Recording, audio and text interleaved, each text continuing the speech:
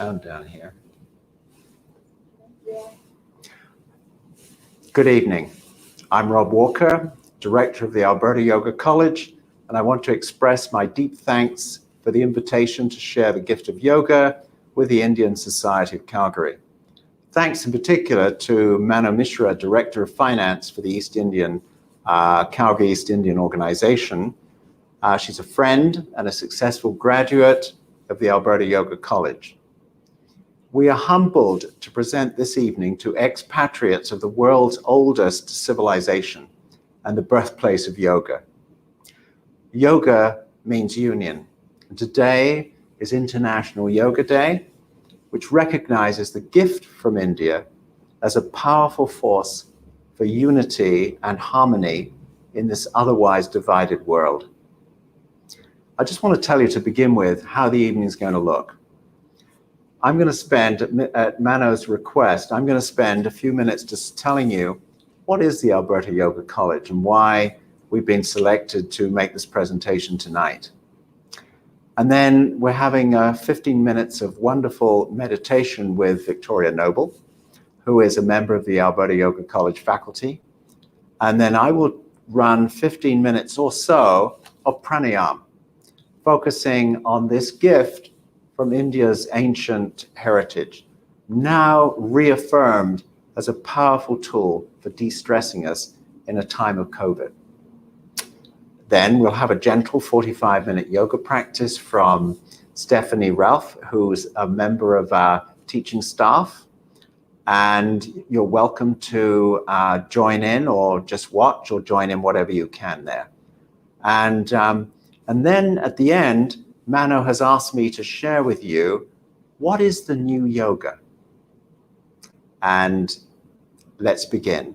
So let me just begin briefly by telling you what is the Alberta Yoga College and why have we been selected to make this presentation to you. Well, 10 years ago, another senior yoga teacher and I set up the college as a response to my previous 10 years of running yoga teacher training in a different setting. So we came up with this unique concept of focusing primarily on teacher training, but also offering yoga classes to the public. This is the opposite emphasis of most yoga studios, where yoga teacher training is a sideline. We uniquely offer yoga teacher training 3 times a year, so the start date is never far off. We sought and achieved recognition by the federal government as an education institute. So the fees at our college are tax deductible, and you can use your RESP and RSP funds to pay for the courses. So our faculty of now 6 experts in their field have been offering yoga teacher training for over 20 years. And because of our unique character and reputation, we train more yoga teachers than any other organization in Calgary and beyond. I will explain later how our program, and this is relevant for this evening, how our program maintains, honors, and respects the long tradition of yoga from India while incorporating evidence-based knowledge from the new sciences of biomechanics and kinesiology. These often support, but they sometimes question traditional knowledge. And now I want to move to a period of meditation with my colleague and faculty member, Victoria Noble. So Victoria will just come in front of the screen. I will back off and I will be back with you shortly. Good evening. I'm really excited to be here and to share my love of meditation with you this evening. So we're just going to do a few minutes of meditation, and we're just going to do focus on our breath work this evening. So breath is a lovely way of becoming grounded, to connect with an energy perhaps that you'd like to invite into your evening. It's a lovely way to calm the body, the mind, pacify the adrenal glands, and just move into the moment. So with your sit bones grounded, sitting up nice and tall, shoulders releasing away from the ears, your chin is parallel to the floor, the jaw is soft. And if you're comfortable doing so, I would invite you to close your eyes. And take a few deep, full inhalations, long, slow exhalations, and use this time as an opportunity to mentally scan the body from the crown of your head right down to the tips of your toes and release any tension or holdings. It's a wonderful way to honor the breath, the intelligence of the breath, to take the time and focus and honor that.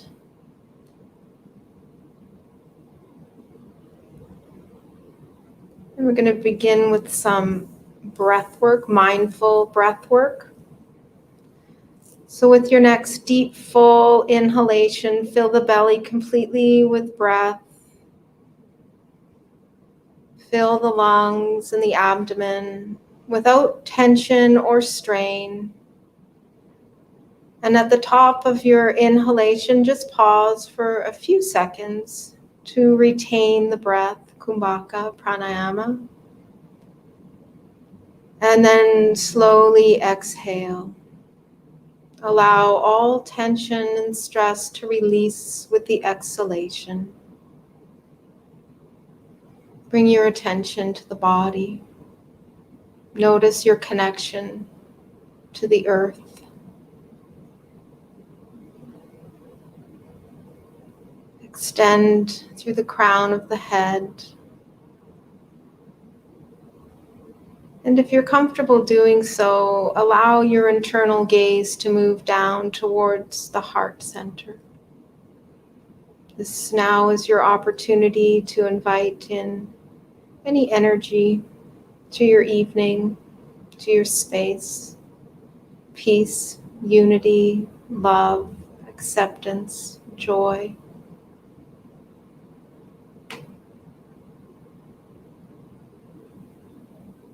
And then observe the breath.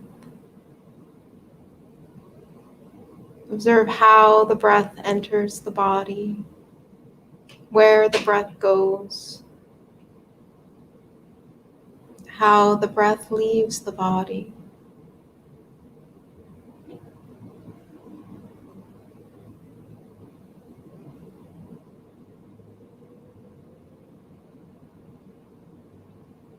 We've settled in nicely to a beautiful breath rhythm.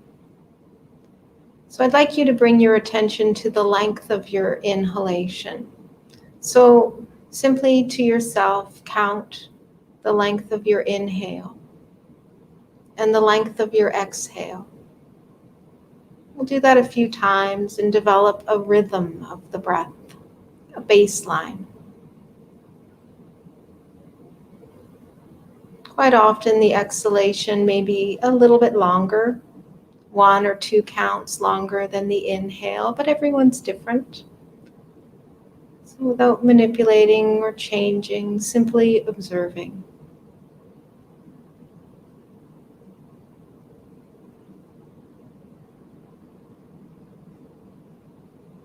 And once you've developed that baseline, perhaps the inhale is to the count of 5 and your exhale is the count of 6. I'll invite you and encourage you to extend the length of your inhale and your exhale by 1 to 2 counts. It's important that you don't create tension, so the jaw remains soft. The internal gaze is soft. And just lengthen your inhale and your exhale.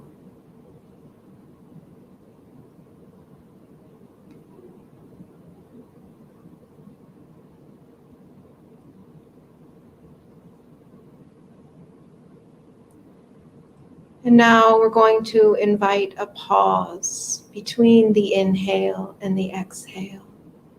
So with your next deep, full, extended inhale, pause and retain that breath for, if you can, as long as you inhaled the same count.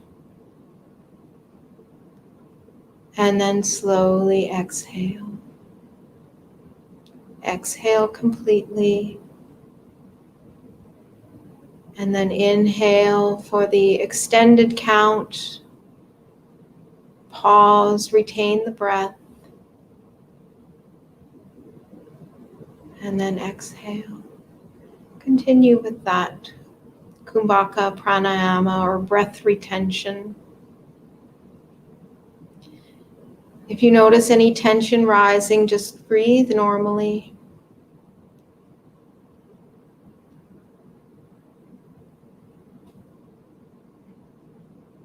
And now we'll discontinue the count and just notice the breath.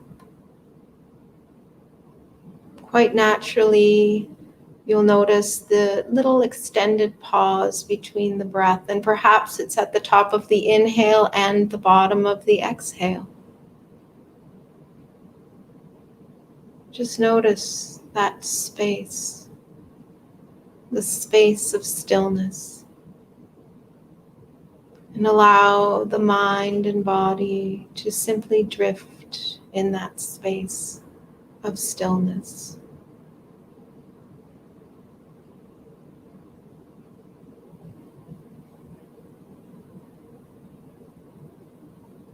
If the mind starts to wander, simply usher it back to the breath.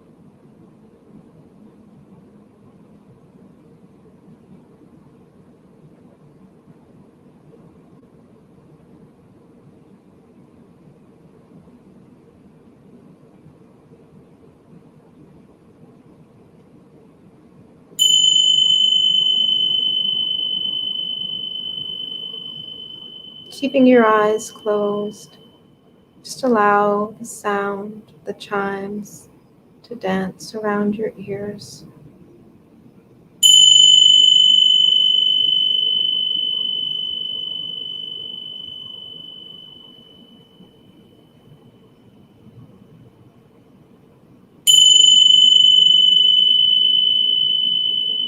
Begin to take some deeper inhalations, long, slow exhalations.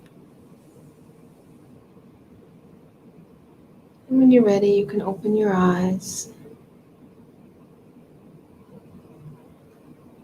So a few minutes every day can really help to center your body and your mind. And I always say, if you don't have 5 minutes a day to meditate, then you should do 20. Anyways, thank you for allowing me to share my love of meditation, of stillness and mindfulness with you. And thank you to Rob and Stephanie. Namaste. Thanks. Thank you.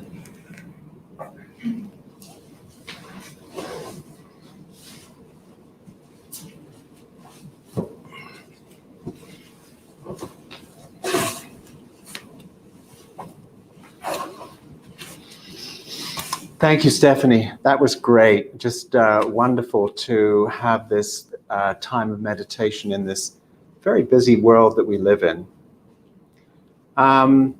So we're now going for a short period of pranayama.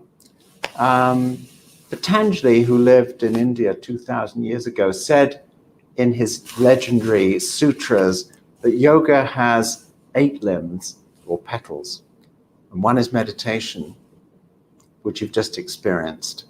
And another is pranayama, working with the conscious breath. Both work in harmony with each other and the other 6 aspects of yoga to help us reduce stress and to ultimately end suffering. And it's interesting because within the meditation there was pranayama, and within my pranayama there was meditation. So these are words, and they're just words. They overlap the reality of the whole, which is the 6 limbs of yoga and the whole of life. The motto of the Alberta Yoga College is from Patanjali's second book, or Pada, where he says, Hayam dukkam anagatam. Suffering can and must be avoided. Yoga is the path to avoid suffering. So let us begin our pranayama practice as I learned it directly from Yogacharya BKS Iyengar in Pune and his daughter Gitaji, author of the classic Yoga, A Gem for Women, the first really significant comprehensive yoga book for women. We will be doing Nadi Shodhana, Surya Vedana, and Chandra Vedana, some of which will be already familiar to you. Stress comes to us from all sides in this COVID, and this COVID pandemic is just one more, albeit heightened, cause for anxiety and stress in our lives. But pranayama, coming down to us through the millennia from the Indian sages, provides us with insight and experience to solve this problem of stress. We used to have to take their word for it and test it for ourselves. But nowadays, science is able to see with functional MRIs and other more brain imaging devices that real changes for better health can happen in our brains from pranayama. So let's put this to a test and measure our reaction to these 3 types of breathing exercise, all closely related. So for Nadi Shodhana, which is probably the most common of the digital pranayams, you need to take your right hand and turn your first 2 fingers in like this. And then the 4th and 5th fingers and the thumb represent the opposing sides of, could we call it pincers? And I always say, I like you to think of these as pincers, not pliers. So when you apply the fingers and the thumb to opposite sides of your nose, try to avoid touching with the pad of the finger. Try to bring the points of the finger and thumb to touch, more like this, okay? So rest your right hand on the bony part of your nose, and then gently slide down 1 millimeter onto the softer part of your nose. And close your eyes softly, be present, sit tall, just as Victoria asked you. And let the breath just go in and out through your nose, never through your mouth. Just being aware of the pressure, the very slight pressure at this point on the outsides of your nose. And now we'll begin Nadi Shodhana. So this is alternate nostril breathing. So I'd like you to use the 4th and 5th fingers to close the left nostril and inhale through the right. Close both. And exhale through the left, opening the left nostril. Inhale through the left. Close both nostrils and exhale through the right. Inhale through the right. Close both nostrils and exhale through the left. And you can just continue this practice. And while you're doing it, I will just add some more detail to the practice for those of you that are already familiar with Nadi Shodhana. So those of you that are familiar with this and find comfort in it, you can pause for a longer period of time. Victoria talked about pausing the breath at the top of the inhalation. This is something we can do in Nadi Shodhana. So as we inhale through one side, we can pause at the top for 1, 2, 3, or 4 seconds, and then begin the exhalation on the other side. And just let it flow. And while you're doing this, inhaling through one side, exhaling through the other, and then reversing that flow in a balanced breath. I'll just talk about the effects of breathing through alternate nostrils. So the great sages noticed that when you inhale through the right, you activate the body's alert system. When you inhale through the left, you really turn on the parasympathetic nervous system. So one alerts the body, the other quietens the body. One is great for bedtime, one way is great for waking up in the morning. But in the middle of the day, you can do Nadi Shodhana, just balancing the breath, inhaling through one side for one sort of energy, and then inhaling through the other side for the opposite energy, so they balance out. And then keep your eyes closed and gently bring your fingers down, and just keeping your eyes closed, rest your hands on your thighs and just be aware of the energy in your body. This is called interoception, noticing the energy in your body.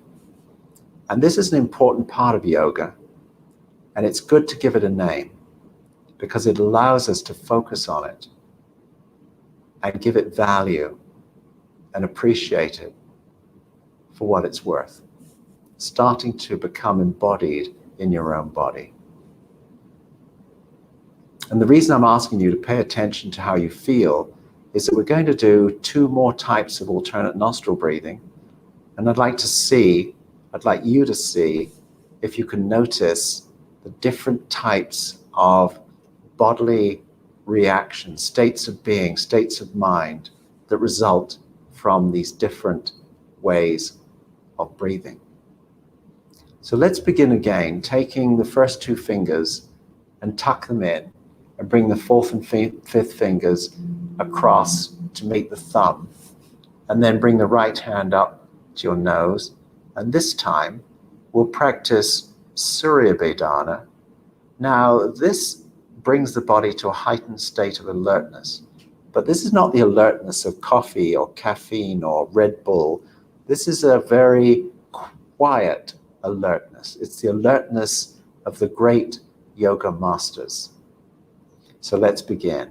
So I'm going to rest the fingers and thumb on either sides of the nose. And just this time, as we get more used to this practice, I want you to, even when the nostril is open, to just apply a very light pressure to it so you feel the stream of air receiving some kind of restriction. It's the difference between the water on a river entering the ocean where there's no restrictions and a mountain stream where it's coming through a narrow gorge with a lot of force. So we're somewhere in between there, closer to the delta of the river, but not quite there. So applying a very slight pressure and feeling the air coming in and out of both nostrils at the moment, we move into Surya Vedana. So close the left nostril and inhale through the right. Close the right and exhale through the left. But instead of going back the opposite way, we're going to continue going from right to left. So close the left, open the right. Inhale through the right. And close. Exhale through the left. And then close and open the right and inhale through the right. You get the drift. And if you're more experienced, you can practice Antara Kumbhaka at the top of the inhalation. The pause that Victoria mentioned in her meditation module. So inhaling through the right, exhaling through the left. And there's no right thing to feel. It's just important that you do pay attention to what you feel. Does controlling your breath, in fact, have some effect on your state of mind, your state of being? Interoception.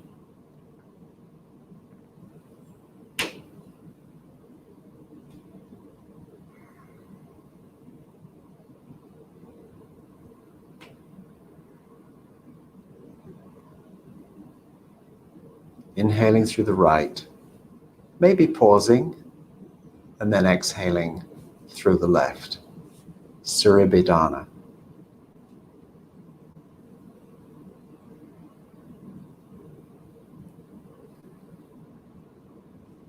Just do that for another few breaths.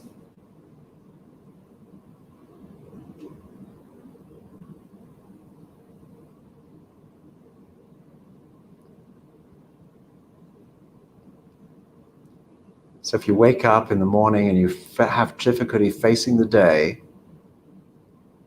and that's true for many of us in the last year, then Surya Bedana can help you bring your spirits up, bring your energy up.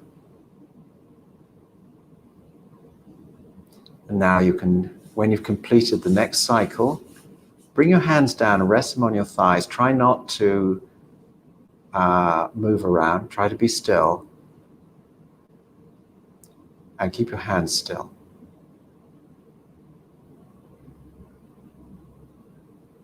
Just let a hint of a smile on your face. Allow your face to relax. Allow your breath just to be normal. Pay attention to the feeling. And maybe change the way you're sitting for the last segment of this pranayama practice.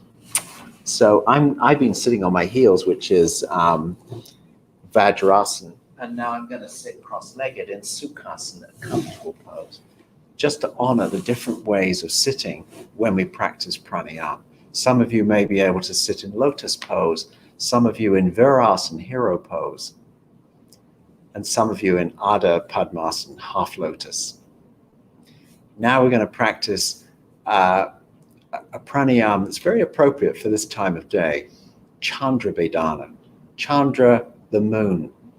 And so it's a moon cycle, and that represents the feminine, the calming, the relaxing, bringing you to a place where, were we doing it before bed, for example, it might help us sleep more effectively.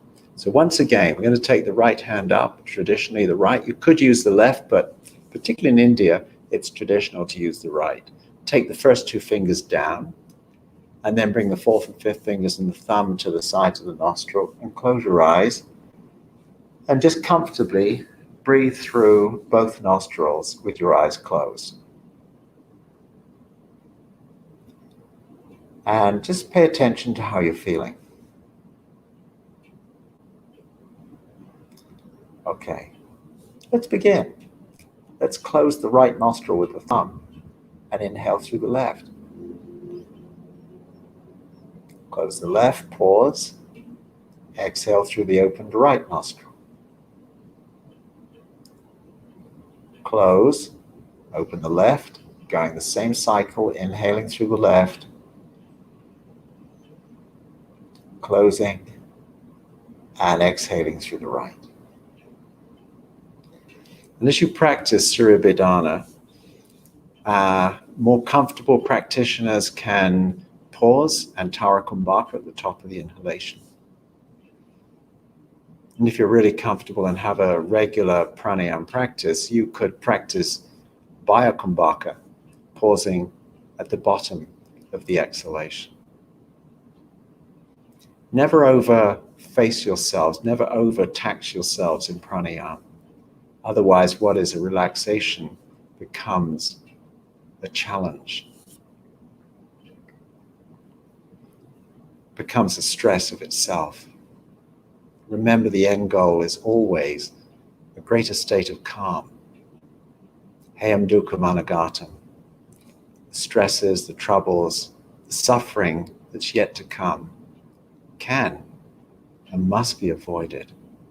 And here we are practicing yoga together in a way that will help to reduce the stress in your life and introduce a greater sense of overall health. Eyes closed, just breathing.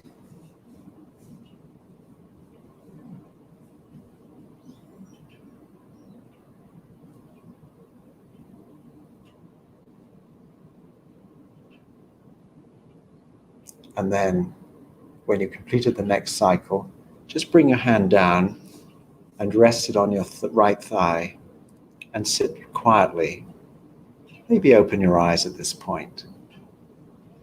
When you start pranayama, it can be quite challenging. Pausing the breath might be associated with stress, but you can find a beautiful stillness with Antara and Bhayakumbhaka, the pauses at the top and the bottom, the top of the inhalation, the bottom of the exhalation. And eventually your hands become more supple to practice tucking the first two fingers in and bringing the fourth and fifth fingers, as Yogacharya B.K.S. Iyengar outlines in his book, Light on Pranayama. So it's a great practice. It's something to practice every day. Don't necessarily feel you have to do a lot. I would not recommend doing all three. Do one of them. Or do whatever pranayama you practice. But the important thing is to do something rather than think about it. As it says in the Hatha Yoga Pradipika, it's not by wearing the clothes of yoga that you are a yoga practitioner. It's by doing it. And now we're reaching the point where we're going to roll out our yoga mats if we haven't already. And we're going to practice yoga with Stephanie Ralph. So I'm going to welcome Stephanie. And within a moment or two, we'll be practicing the Hatha Yoga, the third limb of Patanjali's Ashtanga Yoga.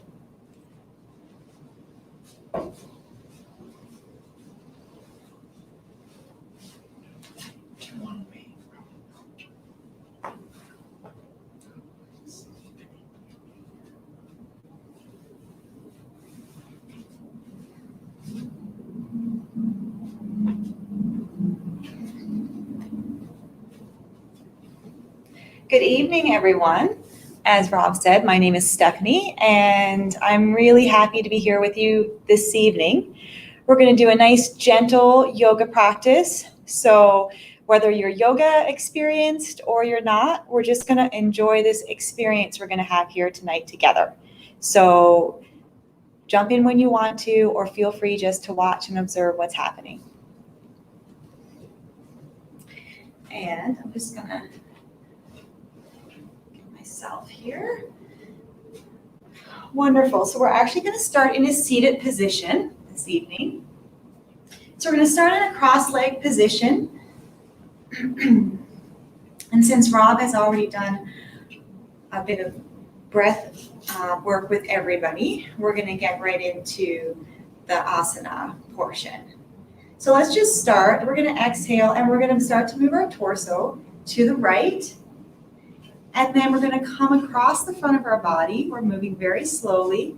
And then we're going to exhale as we come back up to where your neutral spine is.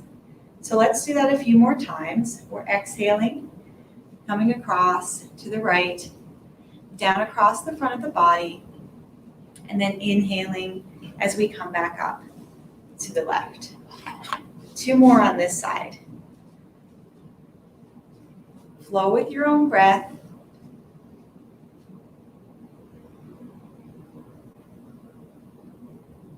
Try and keep those sit bones grounded down into the mat as we move across the body. And then back up to the top. And now we'll go to the other side. So let's exhale and we'll begin moving towards the left of the body and then across the front.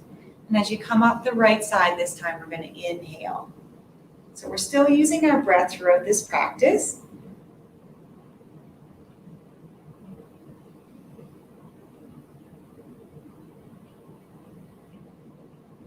Doing our asana is a great opportunity to also connect with our breath. while we are moving our bodies.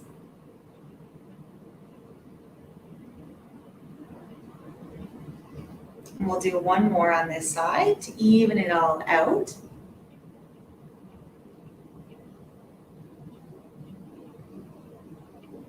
Beautiful.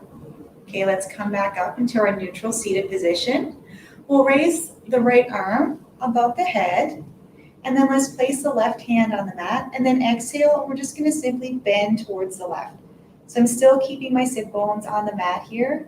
I'm just getting a little side stretch through the side body, and you can decide how far you would like to go. We'll exhale, we'll place the right hand down on the mat and inhale the left arm overhead, and then we'll exhale as we bend towards the right.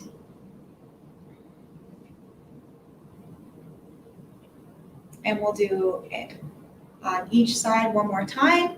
So inhaling the right arm above the head and exhaling towards the left. Inhale as we come up, and then inhale the left arm overhead and exhale towards the right.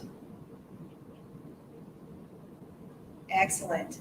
So now with both hands on our knees, we're going to go into a very gentle twist. I'll invite you to put your left fingertips on your mat or on the floor. Exhale, and we're going to simply twist to the left. You can place your right hand on your left knee. And if it feels good, you can look over your left shoulder.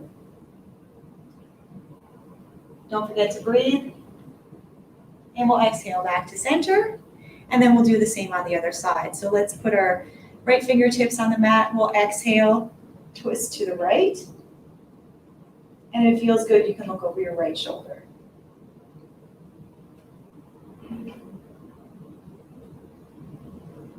And then we'll exhale back to center. Beautiful. So now we're going to bring our hands behind our back. I'm just going to turn so you can see on this wonderful online world we have. So you have a couple of options. You can interlace your fingers and roll your shoulders down and back here, or you can grab your elbows or your forearms. So as you can see, it can be difficult to get to your elbows sometimes. So I'll offer a choice there.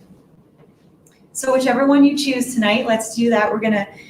I'm gonna interlace my fingers, and I'm gonna roll my shoulders up and then down my back.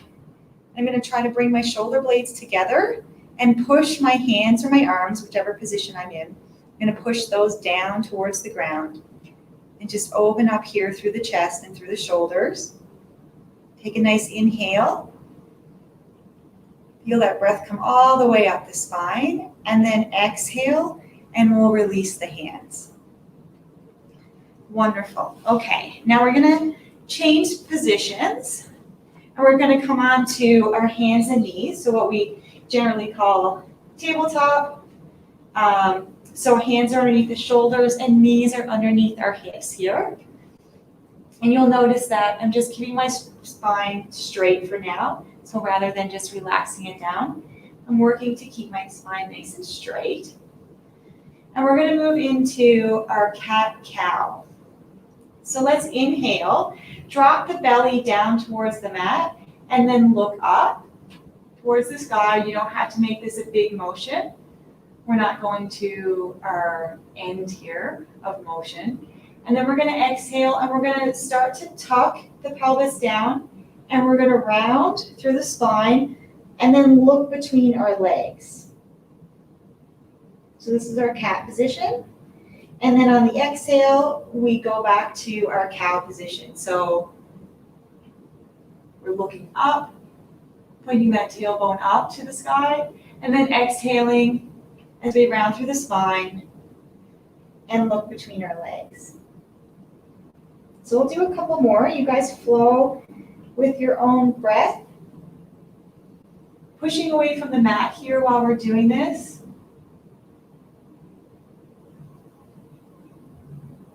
I like to stretch through my fingers.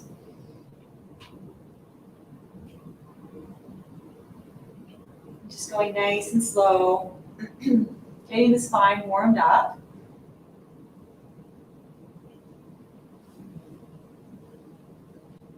I'm going to do one more.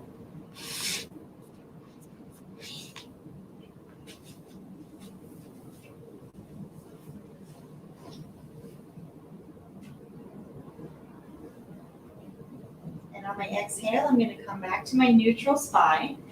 And then I'm going to do just a simple wrist stretch. Now, we're going to only do one hand at a time. I'm going to turn and face you guys just so you can see.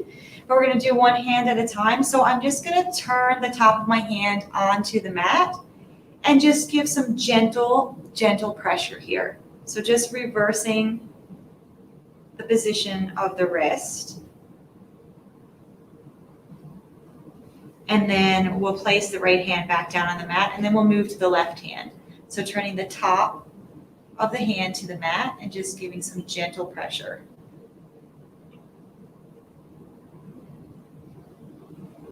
Okay, excellent. So we're still here on our hands and knees. Hopefully that felt good.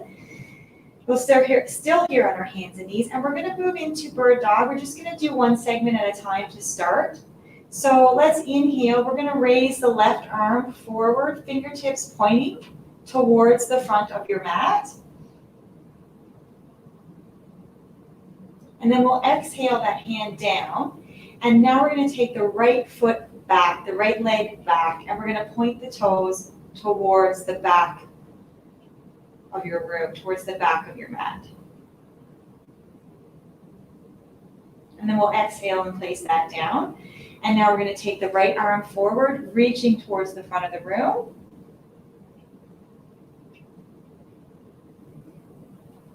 Exhale the right arm down, and then reach that right leg back towards the back of the room.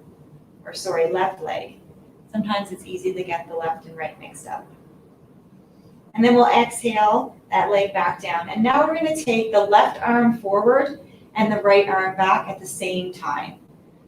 So we'll inhale, and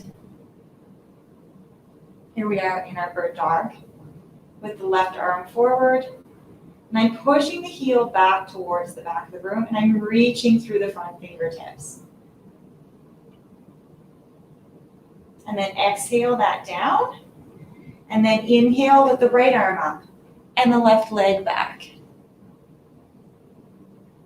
So again, that reach and push motion. So I'm reaching with the fingertips and pushing back through the heel. And we'll exhale and we'll bring down to the mat.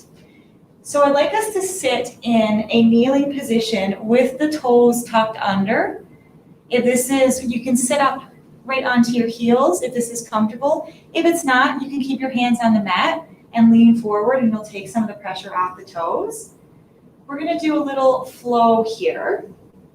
And so we're just going to work the feet in different ways. So I'm just going to give myself a little more space. So we're going to start in this position here. Toes are tucked, and we're pressing our sit bones towards our heels. Don't worry if it doesn't actually touch. And then we're going to inhale and come up. And then we're going to turn the tops of the feet onto the mat. And then we're going to exhale and push our sit bones back towards our heels again. So we're reaching forward. Our arms are still really active here. And then we're going to use those hands to pull ourselves up, tuck the toes under, and then we're going to exhale and push back. So getting some nice flexion here in the toes and stretching through the bottom of the feet. Inhale to come back up, flip the feet down, the tops of the feet onto the mat, and then exhale, we'll push back. We're going to do that one more time. We're going to inhale to come up, tuck the toes, and then exhale, push all the way back. And just notice if you're feeling a difference now, if you feel your feet are loosening up, if things are starting to feel a little bit better there. Inhale to come up, and then tops of the feet to the mat, and exhale, we're going to sit back.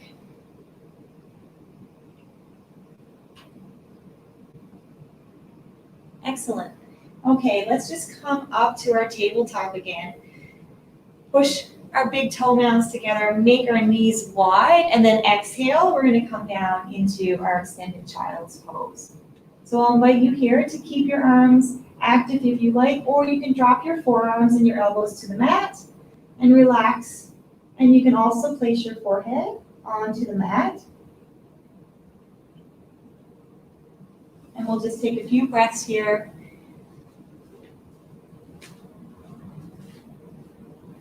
Just scanning the body for any sensations you may be feeling right now, maybe through your feet.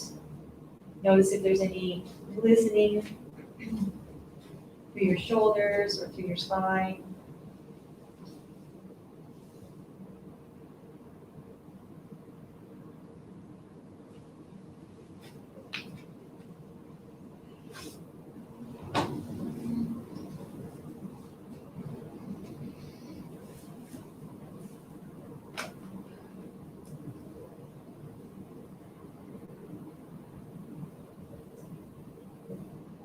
Wonderful. Okay, now come up onto your heels once again, and we're going to move into a standing now. So we're going to get into our Tadasana, our mountain pose.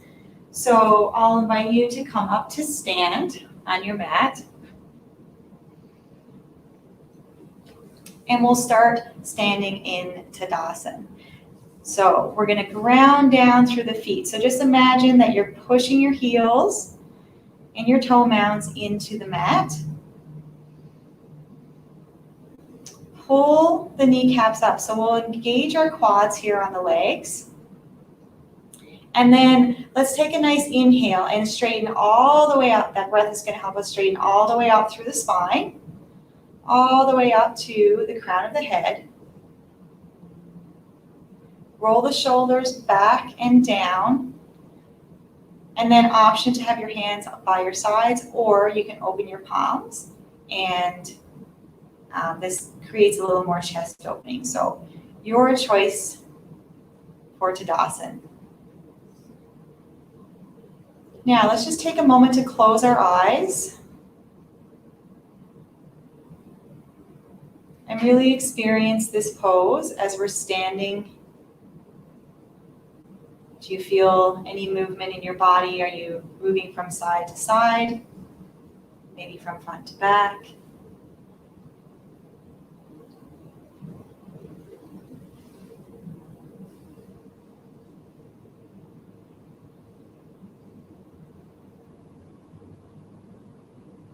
Okay, let's open our eyes. We're going to step to the short edge of our mat. We're just going to do a short little flow here. So let's inhale the arms up overhead. Reach with those fingertips all the way up to the sky. And then exhale, let's come all the way forward into a forward fold. Now this is our first forward fold of the day, so let's bend the knees. And we can just rest our chest on our thighs here and use our fingertips on the floor. If your fingertips aren't reaching the floor, you can always rest them on your front shins to give yourself a little more support. We're just going to breathe here for a moment.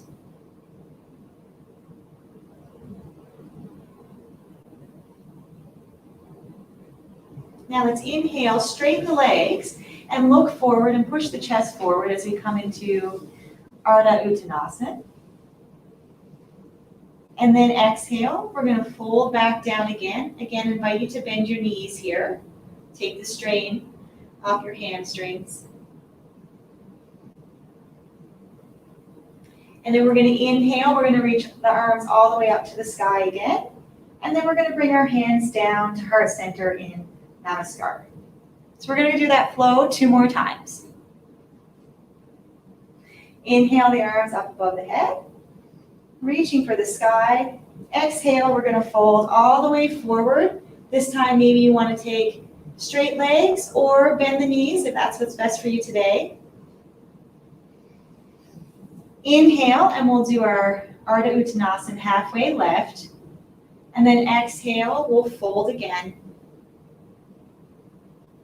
And then inhale the arms all the way up to the sky. And exhale the hands down to heart center. Okay, so one more time. Inhale the arms up to the sky. Exhale as we fold all the way down. Inhale for our halfway lift. And then exhale to fold. Maybe those hamstrings are feeling a little better now. And then inhale the arms all the way up to the sky. And exhale the hands down to heart center. So hopefully that got us moving a little bit in our standing postures. I'm gonna take the wrinkle. I always joke, I'll take the wrinkles out of my mat, but I can't take them out of my face, so. Okay, so now we're gonna move into chair pose, which is Utkatasana. So some of you, if you've done yoga, you've likely done chair pose.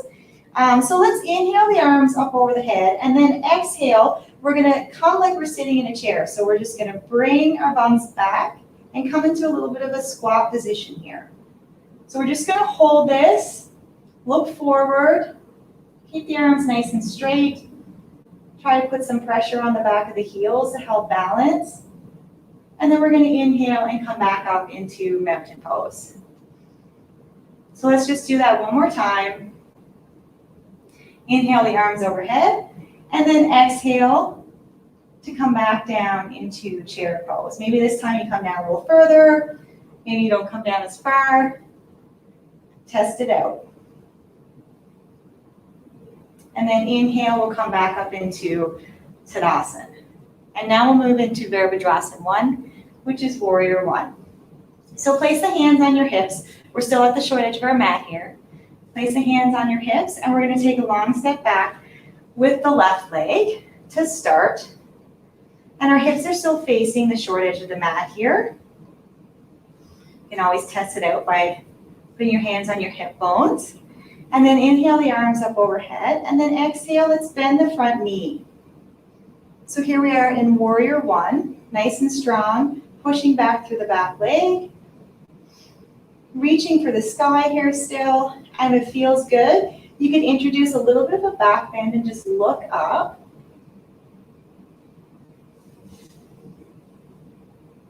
And then exhale to come back straight.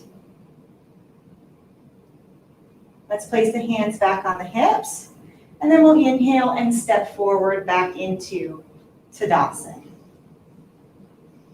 Let's just flow here in between. So we'll inhale the arms overhead. We'll exhale to come down into a forward fold. You guys know this one. Inhale for a halfway lift. Exhale to fold. And then inhale, we reach up to the sky again. And then exhale, bring our hands down to heart center. So I'm going to turn in the opposite direction, just so I'm still facing the screen here, but still at the short edge of the mat for Virabhadrasana 1 on the right side. So hands on the hips, we're going to inhale. We'll take a long step back this time with the right leg, and we're still keeping those hips square to the short edge of the mat. Inhale the arms overhead, and exhale, bend the left knee. Virabhadrasana 1, Warrior 1, here on the left side now.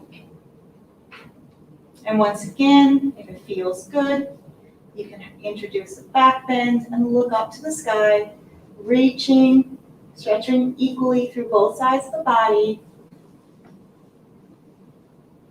Then inhale to come forward, place the hands on the hips, and we'll step it back up into our Tadasana. Beautiful. Okay, I'm just going to change my position once again. And we're going to move now into a little bit of, want to keep some variety here. So let's move into Warrior 2. We're going to start bringing the left leg back. So we're actually going to start at the short edge of our mat, and this time with our hands at heart center. So you're going to exhale. We're going to take a long step back with the left leg and then bring our arms parallel to the mat. And then we'll exhale and bend the front knee, and we're into Warrior 2. Gaze out over the right fingertips, and we're feeling strong here. Keeping that knee in line with the center of the front toes.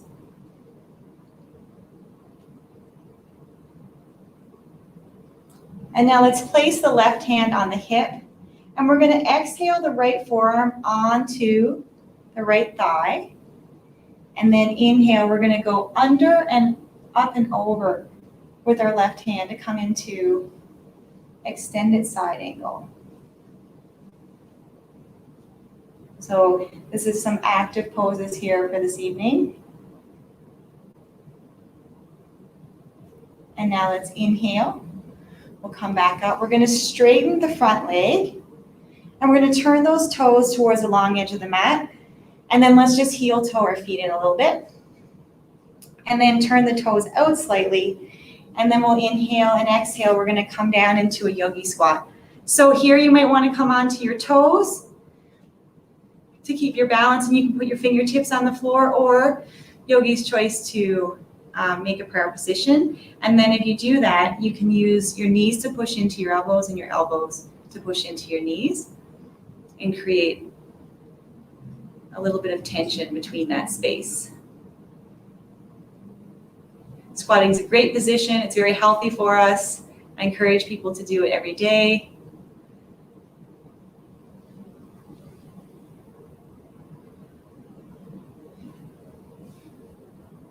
I'm going to stay here for another couple of breaths. Find some ease.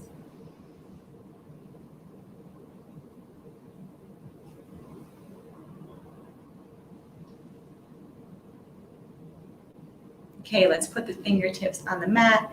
And then we're going to inhale. We're going to push up. We're going to heel toe the feet together, and we're back here in our forward fold.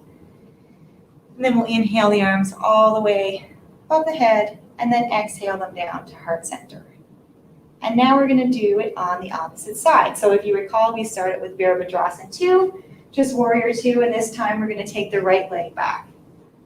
So I'm starting at the short edge of my mat, and my hands are at heart center this time. I'm going to inhale, and then exhale. I'm going to step the right leg back a long way this time. Then I'm going to bring my arms parallel to the mat. Inhale, and exhale. I'll bend the front knee into Warrior 2, gazing over the left fingertips.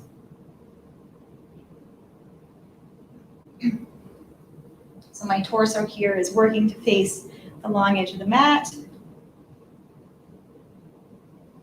I'm pulling the shoulder blades together, really creating some space here in the chest. And now let's exhale. We're going to bring the left forearm this time to the left thigh. And then inhale, we're going to swoop the right arm under and up and over as we come into extended side angle on the left.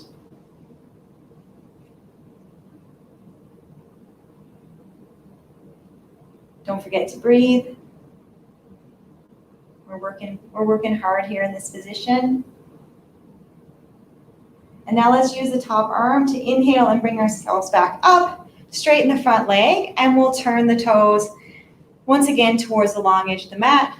And we're going to heel toe those feet in, and we're going to come back into our yogi squat. So find the distance that's good for you, and perhaps you need to come up onto your toes.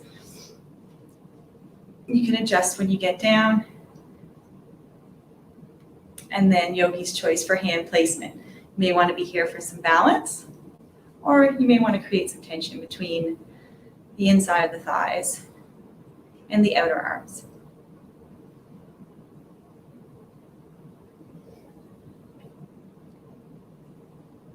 And we'll take a few breaths here. If you feel comfortable and balanced, you can close your eyes.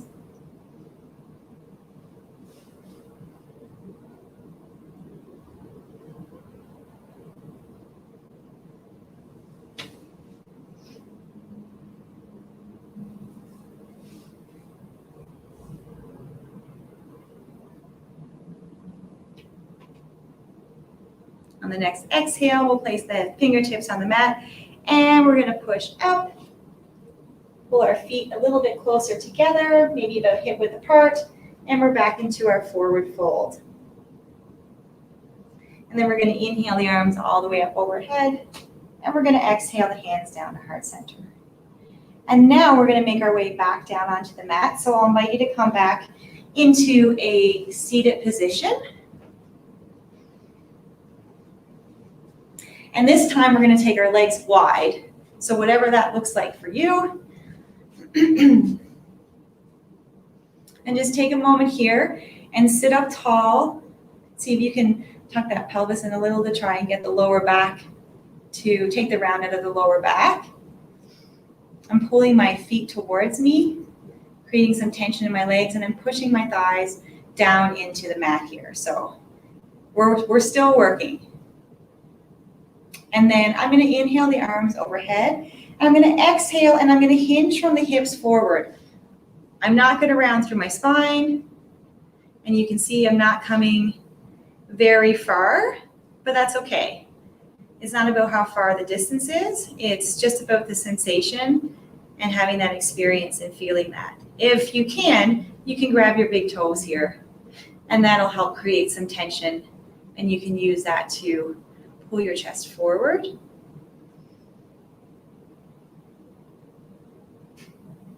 We're just going to stay here for another couple of breaths.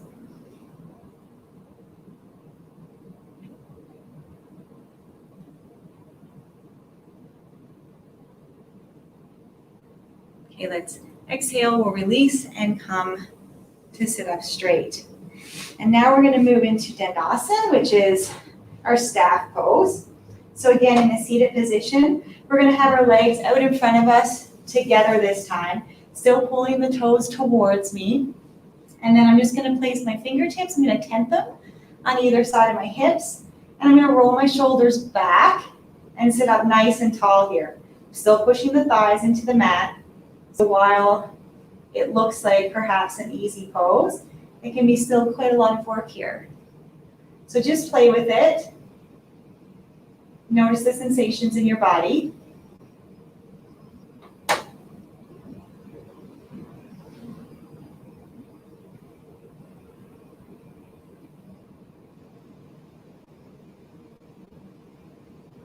Okay, let's bend the left knee up to the ceiling. And then we're going to just rotate that knee out to the side, bringing the bottom of our left foot to the inside of the right leg. We're going to inhale to sit up tall, and exhale, we're going to hinge forward. Again, we're just hinging from the hips. So I'm not trying to get to my leg here. My head is not going to touch my leg, but I'm just simply hinging my hips forward and pushing my pelvis back, coming into a nice forward bend here. Again, if it's accessible to you, you can grab your toes here or the sides of your feet. But I'm going to stay here today because I can see that my back is much straighter in this position and feels better today here. So you just find what feels good.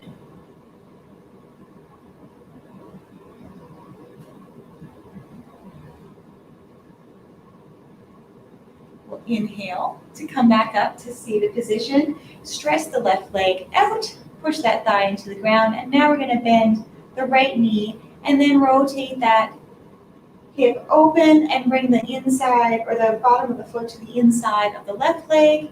Same thing on the other side. And then we're going to inhale and sit up tall, and exhale, hinging forward from the hips. So I can notice I'm a little tighter on this side, not able to go as far today. And that's totally fine. Our bodies will be different. Every time we practice, our bodies are going to be different. So it's nice to let go of expectations and just be present in what's happening. And as Rob said earlier, interoception, just feeling what's happening in your body.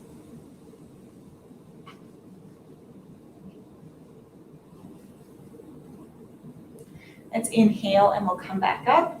And now we're going to come to lie on our backs into our bridge pose. So you can lie on your back and then place the bottoms of your feet on the mat so your knees are pointing up to the ceiling. And you can bring them relatively close into your bum here. You may want to readjust once you get up if you're new to doing bridge pose. So you just have to be the judge of what's feeling good. I'm going to place my palms on the mat. My arms are stretched out straight along my body. And we're going to inhale, and we're going to start to push the pelvis up towards the sky. And then I'm going to roll my shoulders under slightly so I can get a little more comfort up there. And we don't have to go super high here. If it feels good and you've been in this position before, you can interlace the hands underneath and push the arms and the wrists down into the mat.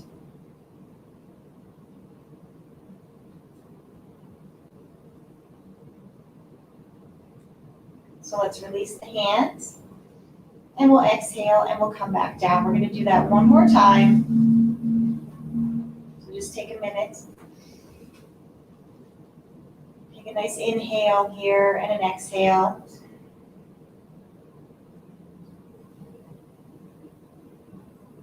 And then let's make sure our palms are on the mat.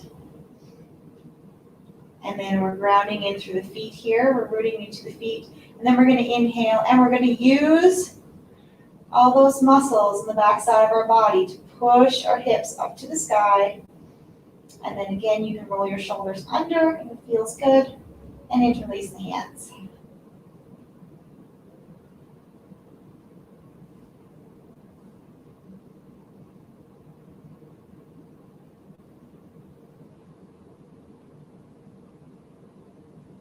Let's release the hands, and then slowly we're going to come to connect our backs with the mat again.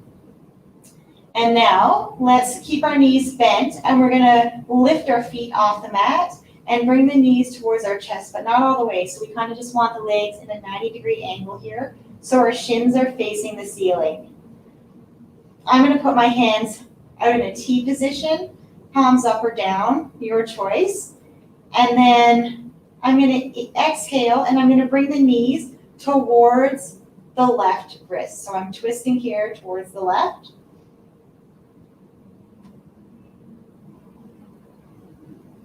If you want a little extra twist in the neck, you can look towards the right hand.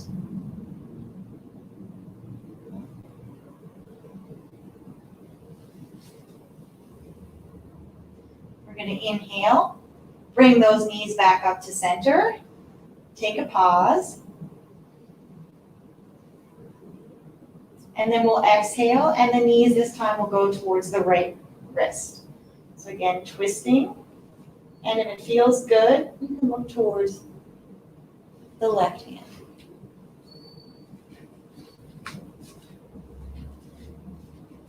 So a nice abdominal twist here as we start to wind down and get ready for our Shavasana, which will be our final resting pose. Let's inhale. We'll undo that twist, come back up to center, and then we're going to place our hands down by our sides now, and then place the left foot down onto the mat, and then the right foot, and then we'll straighten the left leg out, and straighten the right leg out, and allow them to lay where they're comfortable. So they don't have to be together, they can have some distance between them. And then just allow your feet, and allow your feet to just fall open. So you're relaxing everything in the legs here, relaxing the feet. We can turn our palms up to the ceiling. Let our arms come away from our body. And again, relaxing. So allow the fingers to be relaxed and just kind of curl. Perhaps we're holding tension here in the shoulders. So just examine that.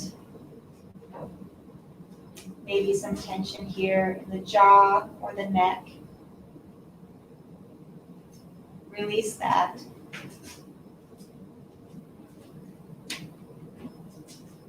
And then let's bring our attention to our eyes and to our forehead and notice if we're holding any tension there. If so, let's do our best to release it.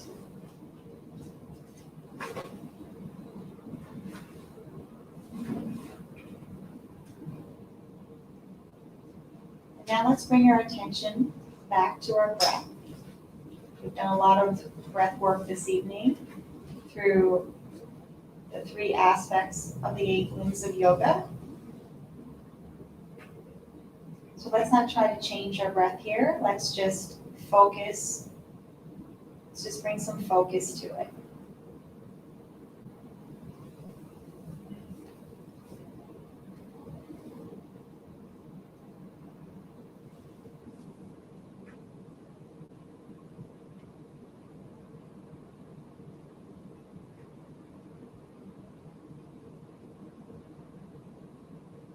Take notice of any noises around us. And if we have any thoughts that drift in, let's just put them on a little cloud and let them float away.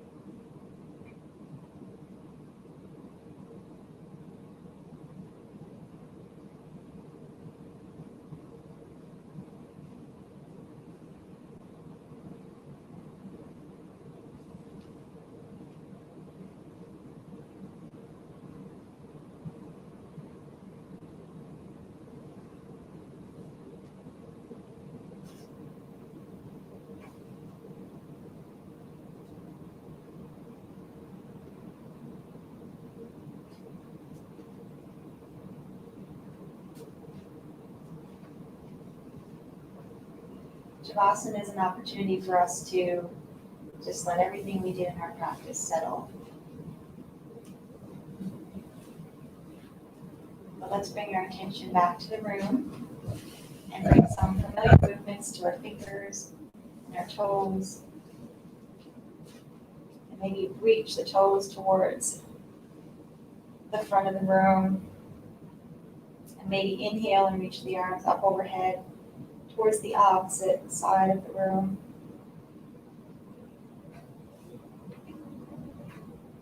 And then when you're ready, you can roll onto your right side, and you can use your left arm to help push you up slowly and mindfully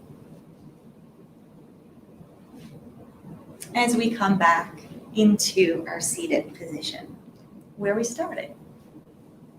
So thank you, everybody. Thank Rob for this opportunity to be here tonight. It's been a pleasure. I hope that you're really enjoying learning and practicing yoga with us this evening. Namaste. And I'll invite Rob back to the screen. Thank you, everyone. Thank you so much, Victoria. That was delightful. I feel energized just watching you. So I'm just very pleased to be back with you again. And the last half an hour of the practice tonight, celebrating International Yoga Day, at the invitation of Mano at your association, is about the new yoga. So the new yoga is the title of my book, The New Yoga from Cult and Dogma to Science and Sanity. And the theme of this book has been to preserve the magnificent tradition of yoga from India and enhance its effectiveness with evolving evidence from modern movement sciences such as biomechanics. What I'm hoping is that we can give you a PowerPoint presentation.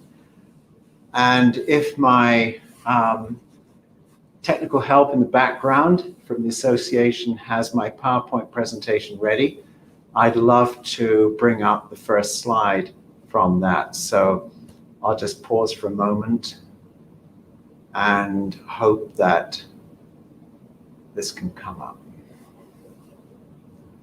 It was a really great presentation by Stephanie. I really liked the ability to go through so many different types of poses, from reclining to standing to so on. Great. So here we are. If we could get back to the first slide, that would be great.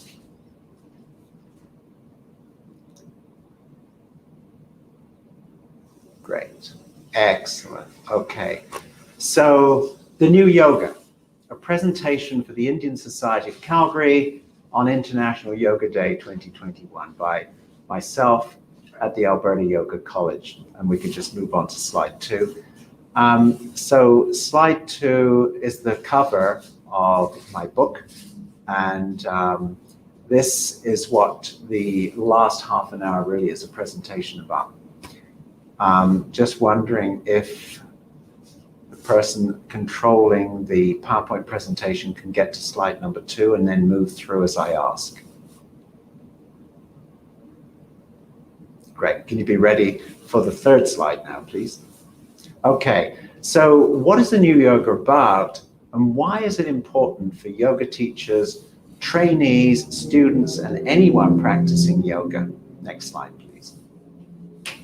Okay. It is important because much of current yoga is based on out-of-date cues, which are either irrelevant, unnecessary, or simply wrong. If you look at that picture of Mr. Bones on the side of the picture there, he might be perceived as doing the wrong pose because his foot's on his knee, but in fact, modern biomechanics actually finds that this is not a problem at all. So it's simply an unnecessary cue. Next slide, please.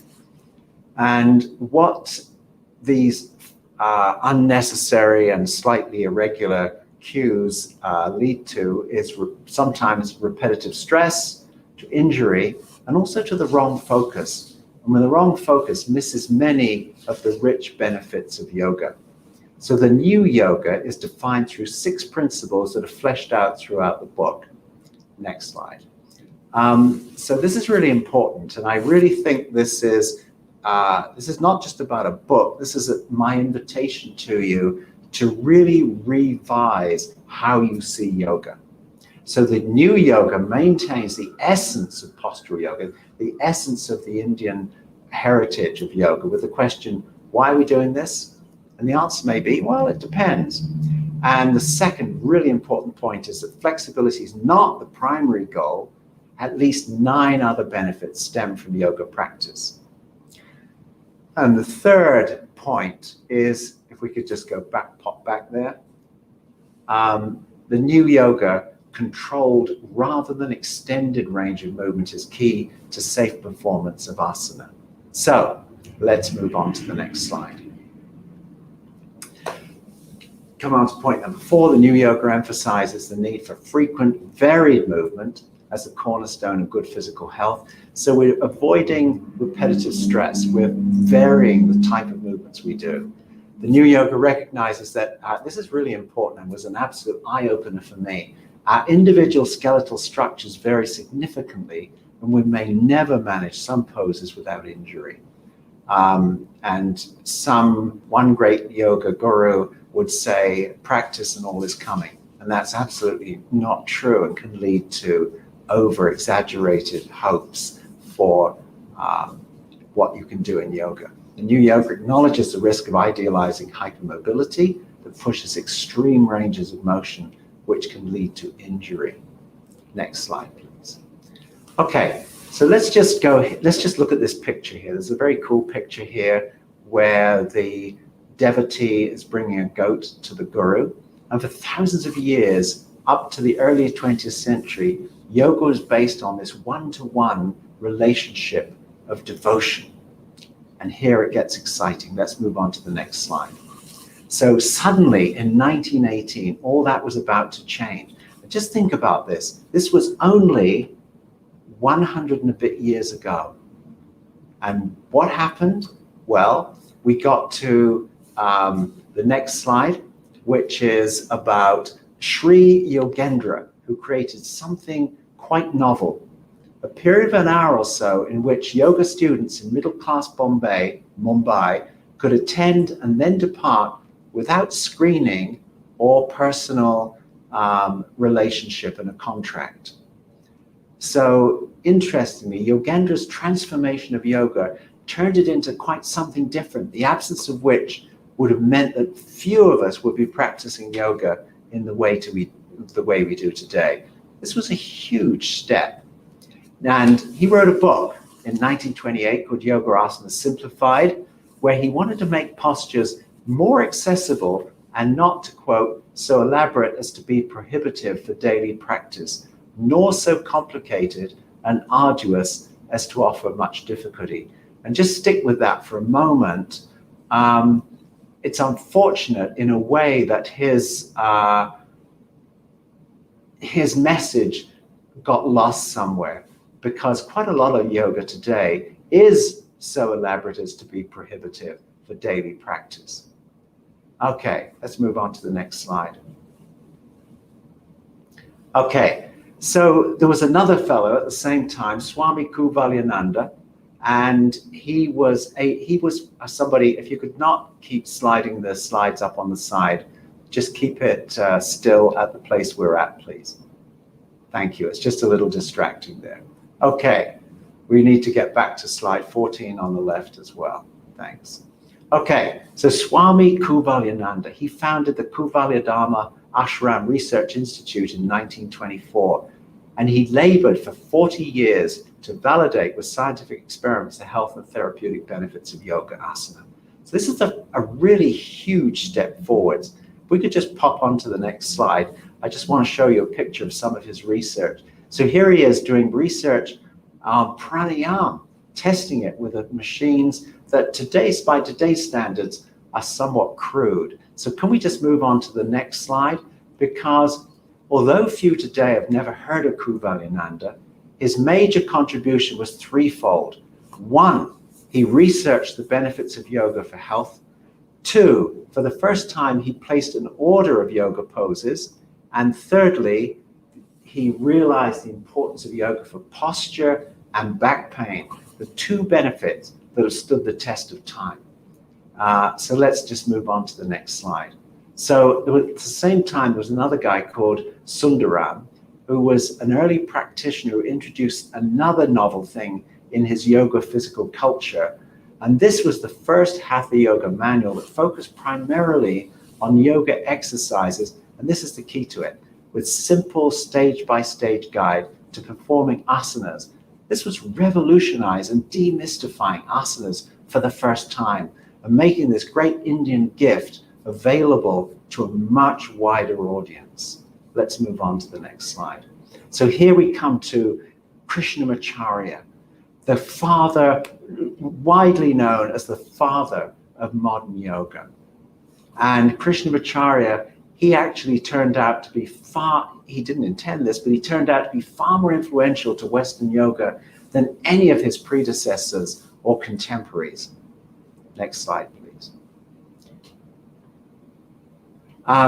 So he taught only one prominent Westerner, which was the woman Indra Devi, and yet his influence came to the West through his brother-in-law, Yogacharya BKS Iyengar, and his student Pattabhi Jois, and his son Desikachar. But his lasting contribution was developing Vinyasa Yoga, ironically the most popular yoga today, and yet not something that he really loved. And there's a few more slides coming up here. The next one shows a photograph, quite a famous photograph of his. He's on the right there doing Uttanasana on the back of somebody doing Kapotasana, and all his students are lined up there doing, some of them just standing in Tadasana and the rest doing some fancy poses in the front. And the next slide shows why he had people do these fancy poses. He was in demand by his boss to do these demonstrations for a wider audience. And so these very advanced poses became respectable instead of the weird fringes of Indian society. And let's just move on to the next slide. Now we get to Pattabhi Jois. Now, Pattabhi Jois, who was also extremely influential, and he developed a popular style that we're going to see in the next slide, I think. Pattabhi Jois, a student of Krishnamacharya. We'll just pop down to the next slide 25. So the young Pattabhi Jois was sent by Krishnamacharya to a distant village, and he was given a set routine which he stayed with, and which became the Ashtanga Yoga series.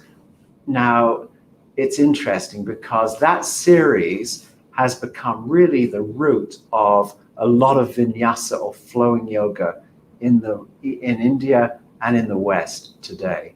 Very important contribution. Now, next slide, TKV Desikachar. Oh no, back to Krishnamacharya for a minute. Let's just go back a slide.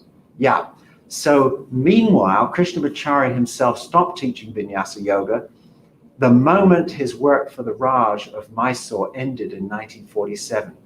And he went back to his own preference for teaching one-on-one. And you see these photographs of Krishnamacharya teaching a woman on the left in the middle and a gentleman on the right. And his teaching led on to his son. So the next slide shows TKV Desikachar. He is, again, a very famous, he's dead now, but he was a very famous world teacher. His style of yoga became outshone by Vinyasa Yoga because he insisted on teaching one-on-one like his father, which is a hard go to promote in the West. It was not so financially rewarding. So let's just move on to the next slide, which wraps up. This is the slide, the one above that one, slide 28. So you see these 5 really important and influential men, now authors who study this subject, and it's become quite a university subject now, studying the history of modern postural yoga. They assert that what we call this modern yoga was actually created by Indians in the early 20th century, driven by legitimate nationalist passions, and somewhat influenced by the then popular body culture. Now, also, it was influenced by a demand for exercise from the new sedentary Indian middle classes. Let's move on. So for the yoga gurus, yoga represented something uniquely Indian at a time when they were looking to throw off the yoke of British colonialism. So they created a yoga that would appeal to the Indian middle classes looking for a physical experience. And this type of yoga that we talked about earlier, this Vinyasa yoga, when it got to the West, if we could just get to slide 30, yoga's appeal to the West, well, it was interesting because in the 1960s, the West was in the throes of flower power and looking for spiritual outlets, and calisthenics just didn't cut it. So what we had with yoga was this mixture of the spiritual, the holistic touch combined with physical fitness. And Krishnamacharya's style of yoga really met that need. And so we move on to the next slide, which shows us where we got to in the popular mind, where yoga icon Kina McGregor, very flexible, powerful student of Pattabhi Jois, and she has 620,000 followers who admire her and aspire to be like her. But what the new yoga says is that we could play with this kind of yoga if we want to, but this isn't really what yoga is really fully about. So if we get to the next slide, her type of yoga, this type of yoga, can we just get on to slide number 32, please? Don't need to touch the bar, just touch slide 32, please. Can you take the cursor to slide 32? Injury and exclusivity. Thank you. Okay. So what happened is that by the 2000s, we were starting to see this type of yoga leading to injury. And this is just a little joke here. Yoga emergency hotline, how may I help you? And this woman's got caught up with her leg and her arms, and she can't get out of this pose. So just a little sense of humor here. So the next slide is William Broad of the New York Times. He really brought this to a head. He wrote a sensational article in a major North American newspaper, How Yoga Can Wreck Your Body. So this is interesting because this is seeing yoga not from the point of view as a healing art, but as something that could potentially injure you. And the article was sensational, but it made a point.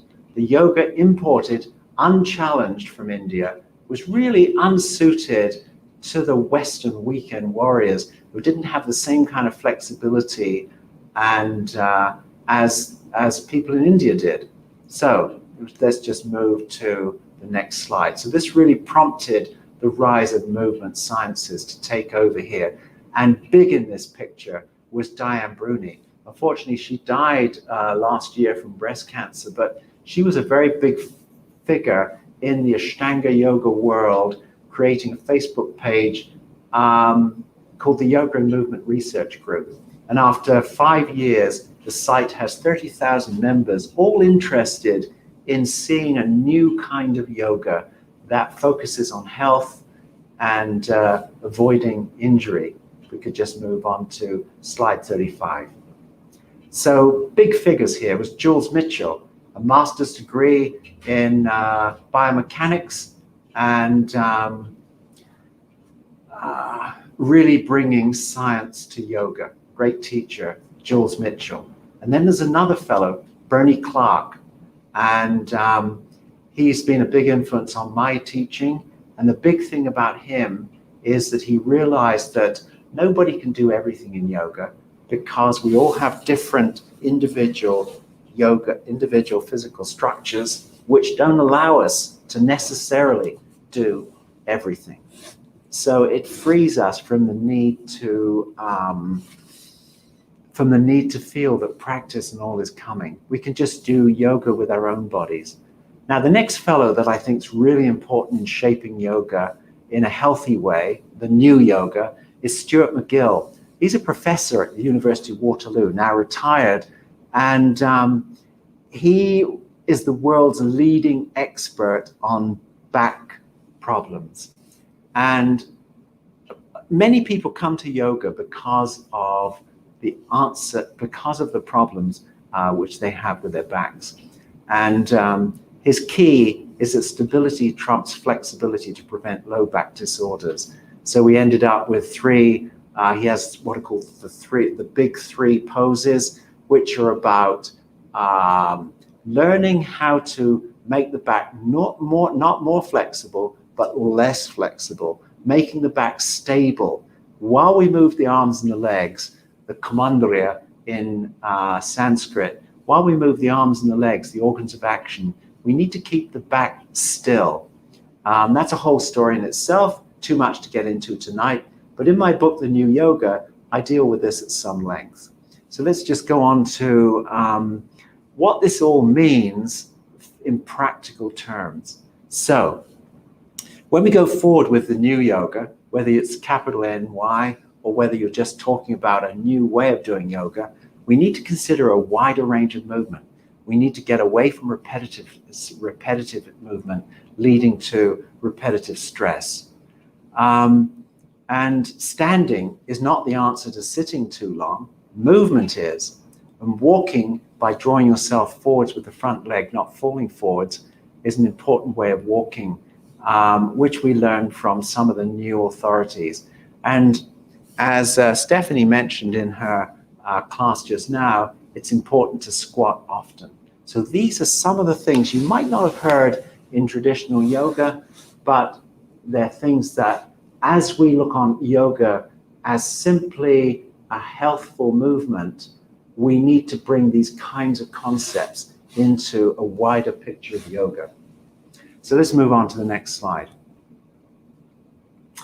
So in the face of the fascinating history of modern postural yoga and growing knowledge from movement sciences like biomechanics, so what should a modern yoga practice look like? So let's just get to what I think are the key elements of the positive section of my book on the new yoga in slide 40. So we're just moving on. So I just want to mention these, and I think it's worth having a note of these in your mind when you're practicing yoga. So there are about 10 principles here, and the new yoga means that it's important to have controlled, varied, and non-repetitive movement, to have interoception, which I mentioned when I was talking about pranayama. What does the pose feel like in your body? Proprioception, where is your body moving in space when you're not looking at it? If you're doing Warrior 3, where is your back leg? So when you can't see what's going on in your body with your shoulder blades or your hips, what is going on, and yoga helps you to develop that skill. Balance, tremendously important. That was recognized in yoga. Tree pose, warrior three, half moon. And then we bring in strength, plank pose, phalakasana, side plank, vajrasthasana. And then endurance, just learning to hold these poses for longer. And then think about improved breathing. So this is really acknowledging the importance of pranayama. Pain management, that was big for BKS Iyengar. He wanted to help people with restorative and therapeutic yoga. And that's another thing that Desikachar, Krishnamacharya's son, was big on as well, is learning to deal with pain and illness through yoga. Of course, relaxation and stress reduction. And again, back to Kuvalyananda and posture, and back to Iyengar and posture. So a lot of those 20th century yoga gurus really emphasized and recognized the value of posture. And we just move on to the next slide. We're doing really well here. I think we're going to get through this nicely. So Todd Hargrove, another person who I really respect, who gives me a different perspective on the way I view flexibility in yoga. And this key quote here from his book, A Guide to Better Movement, he says, if you took an assortment of elite athletes into a lab and measured their physical qualities, you might find that they had exceptional levels of strength, power, endurance. Think about hockey players, think about golfers, think about footballers. They have great levels of strength, power, endurance, or balance, but their flexibility would probably be pretty average for a healthy person. So that kind of questions why we got into this place of thinking that yoga was necessarily about a lot of flexibility. Let's move on to the next slide. So this other point here, interoception, proprioception. So proprioception, the sense of which we perceive the position and movement of our body that I just spoke about, which comes from the brain, comes from vestibular organs, eyes, and also proprioceptors throughout your body, represented by those blue dots in the picture there. Let's move on to interoception. So that's a little bit more subtle, but very important. I went to a British boys' boarding school where interoception was trained out of you. So let's just move to that slide, 43. So interoception helps you understand and feel what's going on inside your body. And people that lack of that might have trouble knowing when they feel hungry, whether they're full, whether they're hot or cold or thirsty. And so having trouble with this sense can also make self-regulation a challenge. So it's called here in the picture, the eighth sensory system. So we think of touch, taste, smell, and those as the senses, but interoception and proprioception are two more senses that are of great importance. And yoga trains us in these areas. Let's move on to the next slide. Here we come to balance, which we already acknowledge is tremendously important. But again, comparing it with flexibility, every 90 minutes in the US, a person dies from a fall. So posture, so important. I remember one of my teachers, Shirley Daventry French, Victoria, in her 80s, could stand on her head with her legs in lotus because she practiced yoga and had amazing balance. Let's move on. Okay, strength and endurance, two more key aspects of the new yoga. And so one of my gurus, Ariel Foster, PhD, a yoga teacher and a physiotherapist, says, maybe we've overemphasized flexibility in the yoga community. Next slide, please. Improved breathing. So with no question, this is an important aspect of yoga. Pranayama is probably one of the aspects of yoga come down to us that actually did originate thousands of years ago. And I think the people then, they lived in a quieter, more meditative state of being, and they had the opportunity to discover so many things about breathing and its effects on their body, which only in the last 20 or 30 years are being confirmed with functional MRIs and other methods of measuring the body's reaction to breathing. Hugely important, big figures in this area. Andrew Huberman of Stanford University, studying the effects of breathing on your brain. Great guy. Next slide, please. So science shows us that conscious breathing activates a different part of the brain, which relaxes us emotionally. So we don't even have to practice pranayama. If we just stay conscious of our breathing, that in itself has a huge effect of beneficial to our health. It helps to prevent our mind being scattered by random thoughts. It increases the activity of the vagus nerve.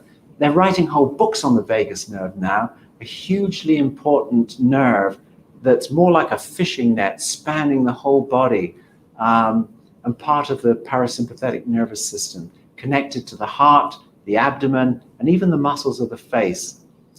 And the conscious breathing helps to increase our aerobic capacity. And let's just move on to another guru now, Swami Shivananda, and his famous quote that a yogi measures the span of life by the number of breaths, not by the number of years. And I don't think he imagined that people actually spent their life counting their breaths. What he's really saying is, if you slow down your breath and be more conscious of breathing slowly, you will actually live longer. And many of these great yogis lived to a great number of years. So let's move on to the next guy. Again, back to BKS Iyengar, who lived till he was 95. Krishnamacharya lived till he was 102, and so on. So let's just go back to Iyengar for a second. He was big on pain management, and his famous quote, which I think is very useful for people studying yoga, yoga teaches us to cure what need not be endured and endure what cannot be cured. And he was big on yoga for back pain. Next slide, please. So if there's one thing most yoga authorities can agree on, is yoga is great for back pain. Many people start to come to yoga to relieve their back pain. Next slide. But it's not just back pain. I know my sister has fibromyalgia, and she's found yoga extremely useful. She also has arthritis, and it's useful for that. And I've had a lot of my students who've talked about the benefits of yoga for migraine. And you can find reports on these benefits detailed in my book on page 80. You can buy the book on Amazon, by the way, or you can get it from my studio. And it's an easy read. It's only about 120 pages long. So let's move on. Relaxation. Relaxation is stress reduction. Yoga helps you to sleep more soundly. We talked about that in a section on pranayama tonight. You get relief from allergy and asthma symptoms. It helps with smoking cessation and improved respiratory and cardiovascular function. And just an entertaining cartoon at the bottom to talk about relaxation from a different perspective. Somewhat more tamasic character at the bottom there. Let's just move on.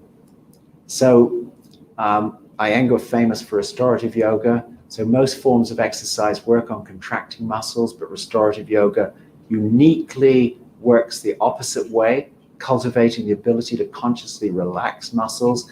And here you've got one of my students doing Paschimottanasana with her head resting on a bolster, and she's then doing Supta Sukhasana, again resting on a bolster. Tremendously important and effective. So the next slide's a cool and interesting one. I found this fellow on the internet. So when I go to the gym, I often see lots of enthusiastic participants with bulked up muscles, but do you ever see the terrible posture they have? So this is one of the gifts of yoga, not just by doing the yoga postures, but also by making you simply more aware at a proprioceptive level about how you're carrying your body. So you carry your head more over your shoulders, less kyphosis there, and a proud chest and deeper breathing. So let's move on to the next slide, which brings us close to the end. So I hope to I hope you've gained some insight into the amazing story of where modern postural yoga came from and how we could be getting so much more than flexibility from India's great and diverse yoga heritage, that we can be doing yoga in a more realistic way, recognizing the limits of our own bodies and accepting those restrictions without being put off even starting yoga. At the Alberta Yoga College, we teach some 60 yoga teachers a year with this new yoga in mind, hoping they'll go out and spread the word of a more inclusive style of yoga, the kind of yoga that you saw Stephanie teaching a short while ago. So let's just move on to the penultimate slide. We hope that you'll join us not just for this one day a year, but for public classes in person and online, or even for teacher training, or just for personal growth. And the last slide of all, namaste from me, from the Alberta Yoga College, and you can find more details of us from the albertayogacollege.com. So I hope you have a very nice rest of the International Yoga Day. I'm pleased to just wish you namaste, and hope to see some of you practicing yoga with me in the near future. I thank you for the association for inviting us to make this presentation, and thank you particularly for Mano, who was one of our more prominent trainees a year or so back. Thank you and good night. Do you know the area of your house decides the school your child will go to? Do you know how to check the quality of a home? Will banks give you a mortgage? For all the answers, sign up with the Home Buyer Awareness Program and meet a school area specialist, a home quality inspector, and a financial advisor. Don't wait. Sign up with the Home Buyer Awareness Program in the link below or contact Raj Bopla at RE/MAX Central today.